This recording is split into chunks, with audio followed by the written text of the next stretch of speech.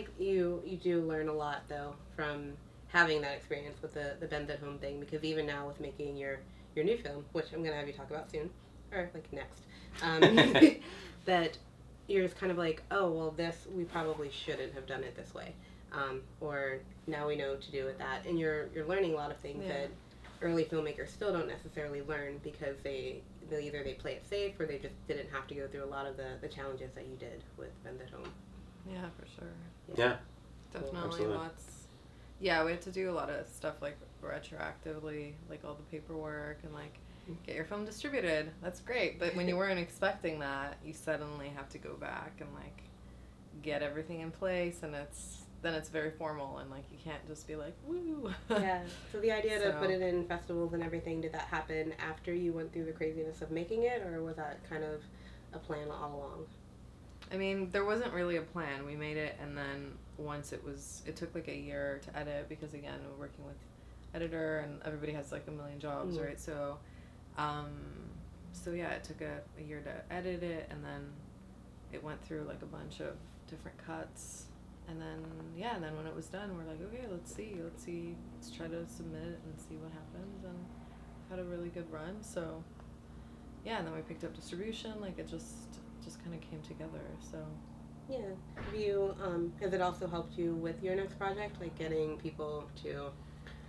We'll see. I mean, we haven't really started reaching out to people for the next project yet. We finished writing it. I would think so. I hope so. I mean, yeah, we had a really nice festival run, and we have this run at the Carlton, and then we're going to be on VOD, which, yeah, is sort of unexpected for a film that we kind of put together just out of love and some tape, and you know, it's kind of amazing that's happening. So hopefully, when we're looking to get financing for the new feature and put together a crew and everything else, people remember Ben's at Home and take a chance on us again with this new one. Yeah, they will. Well, I guess people see it sometimes and are like, wow, you could do that for nothing. Like, I want to see what you can do with a little bit, right? So, hopefully. So if we actually run into someone who has some money to give us. Money, people. We'll put that in the tags. Yeah. Money, people. They find this. Just a picture of Mars, You're like. Fun. But if nothing else, like you guys realize that you work well together and actually want to keep working together. Yeah, so that's pretty good to find not a lot of people have a good team. For sure. I think that's really, it makes us happy. No, because it just happened kind of randomly, and then like we really do have a good synergy when we write together, and it's fun. Like writing's really hard. Writing by yourself and like staying accountable to writing all the time and getting stuff done. When there's two of us, it's like if one of us is kind of having an off day, like we're kind of talking about, we kind of pick up the other one's energy, and we can kind of balance. And like Dan's an actor, so there's certain strengths like dialogue and character, and I'm a director, so you know, structure and like descriptions or whatever, like that kind of stuff. There's a really great synergy.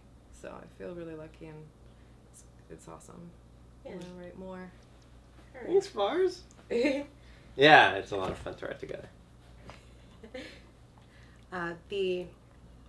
Nope, I'm not going to go there. I don't know where I'm going. Ooh. Let me know. Did you go somewhere dark for just a second? No, I did. I got lost, actually. Okay.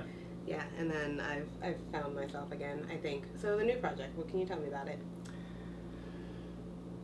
It's a road trip movie. It's a road trip movie and a coming out story. So it's sort of, yeah, I mean, I definitely think there was a conscious decision to tell a very different type of story from Ben's at Home, but it's still very much in the same sort of world in terms of kind of our style of writing that's kind of naturalistic, sort of funny dramedy. Is that a word? No, yeah, it's not a good word. Yeah, so I feel like the kind of emotional beats land that much more in the new one, and there's also a lot more comedy. There's just a lot more stakes. It's about a brother and a sister who, so she's, sorry, this is the worst elevator pitch ever. Okay, I'm going to start again. Here we go. I'm horrible at elevator pitching, so. Here we go. Yeah. All right. In a world that time has forgotten, No, so there's so Tat, the hero of our story, we have a brother and a sister, Tat and Liam, and at the start of the story, Tat is traveling around the world with her boyfriend, seeing everything, and he proposes to her. She leaves him on bended knee, cuts her trip short. She does not want to marry this guy. Comes back to the small town where she grew up with her brother, and ends up, crashing at his place. They go out on a kind of, hey, welcome back, Tat, kind of party with friends. Don't say the whole script. No. He's like going through a scene. No.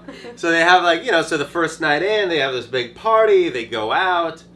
She comes back early and walks in on him with another man. And that's how she finds out that her brother is gay.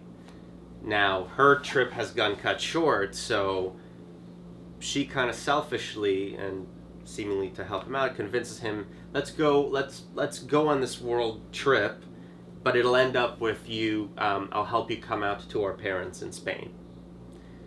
So yeah, it's a road trip movie and a coming out story. And I think it's going to take less time to watch it than this explanation just now took. But yeah. When I try to explain my show to people, I tell them I don't have an elevator pitch. I have you're stuck in the elevator and have no choice but to listen to me pitch. Funny. But you'll get there. You'll be able to cut it down. You're not even done writing it yet, though. So that was pretty. We're pretty much done writing it. We're pretty much done writing it. Trying to make it seem good for you that you weren't able to find it there. But that was my first in a long time trying to explain it to somebody else. So yeah, we're gonna work on this. You probably haven't had to do that a lot, though, because you just made your own stuff. So trying to pitch it to somebody else to get them interested is a tough and I guess thing to do. Ben's at Home is such an easy pitch too, like a guy who doesn't want to leave the house anymore. Yeah. So here, Yeah, we do have a hard time because it's. I mean, because on one hand, it's a coming out story, so it's this guy's journey to kind of accept his sexuality and, come out to his conservative Eastern European parents in Spain. With the help of his sister. But it's also the sister's story. She's sort of like a Peter Pan type character in that she just does not want to settle down and grow up, and she's going to kind of figure out on this trip what it is that she wants, which, maybe is life on the road. But then it's also kind of a brother and sister kind of relationship-y comedy movie. So, whenever you're pitching to someone, you kind of need to condense but if we just say, it's a coming out story, it sounds like way too much of this is strictly an LGBT kind of movie. But it's also a comedy. So, and it's also her story. So it's kind of difficult to identify what to focus on. It is, it's tough. If that makes sense. I believe you. No judgment here. Yeah.